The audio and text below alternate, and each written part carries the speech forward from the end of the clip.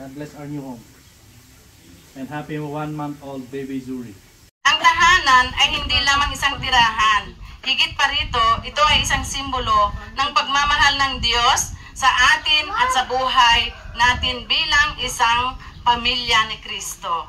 Kaya man tayo pinahapo, taday ito'y nga duwa nga agasawa, na pagasatanda, ket inunada iti agyaman ka ni Apo. Iso nga dawatek man iti testimony, no kasanumet iti blessing da kini Apo, di kiti duwa nga agasawa. Sister Rosing, nagpapasalamat ako sa Panginoon kasi hindi lang bahay ang binigay sa amin na blessing, kundi maging malusog na baby na kung saan na isang buwan na siya ngayon.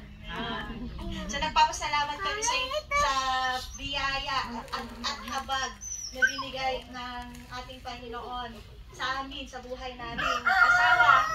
At nagpapasalamat din ako sa mga nag-prepare ngayon, nag-prepare ng aming handa sa blessings na ipinagkaloob ni Lord sa amin, na hindi ko talaga ma-contain kung gaano kalaki yung pagpapala na ipinagkaloob niya sa amin. Kaya yun, nagpapasalamat ako sa ating Panginoon sa patuloy at patuloy pa rin na blessing na ipagkakaloob niya. Amen. God be the glory. Agyamanang ken ka ako, agyamanang kinaimbag mo,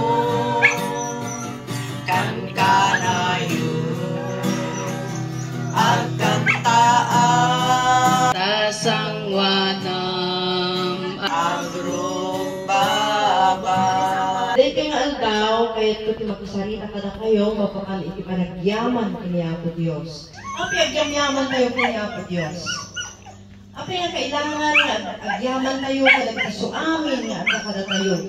Namin niya po Diyos, iso tinagkapuan niya, itibiyag, itong galmay sa kada tayo.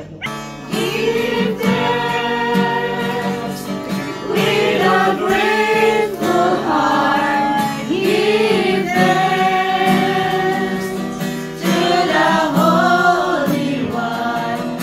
Give thanks because He's given Jesus Christ, His Son. Bibisitas nga nagdapo ba iti naduma-do mga listo.